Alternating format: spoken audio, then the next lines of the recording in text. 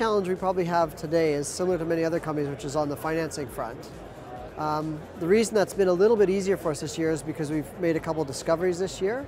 But the financing side and the stock market side, we don't believe is reflecting the true value of the company, but it's a common problem that many companies have these days. The model we follow also calls for having joint venture partners, and it's been difficult to get more joint venture partners lately.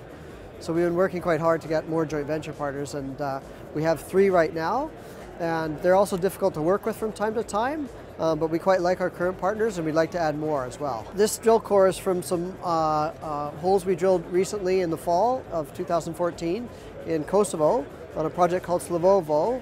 And after drilling 3 holes where we didn't hit anything, on the 4th hole we hit a 126-meter intercept of 6.2 grams per ton gold. Very high grade over a long intercept, but we did drill that hole right down plunge. So then we came back and we drilled across. And this is from the first hole. And the second hole here was hole number 5, came across it, and we hit 12 meters of 12 grams per ton gold. So the geologists in Kosovo were walking in a farmer's field, and the farmer had pointed them in the direction of some rocks where areas where plants wouldn't grow very well. And it's a Gossan outcrop is what they call it, which is a lot of this red rusky rocks, which has a lot of iron in it, and sulfides, and that's the thing geologists look for. So they sampled the surface in trenches, came up with some good gold numbers, and then we started drilling it in the fall.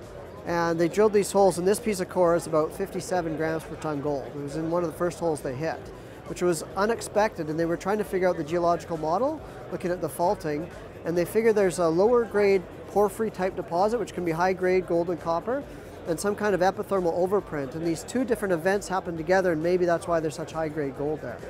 This is very, very unusual, and they're still looking for the exact geological model. Once a geologist finds a certain type of deposit, they try and put it in a box and say, well, it's similar to this deposit or this deposit.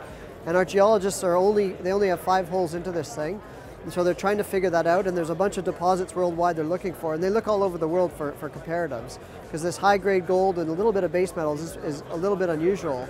So they're very excited about it, and they've got a lot more work to do, and we'll be doing a lot more drilling coming up, and that'll kind of tell us the story as we go forward.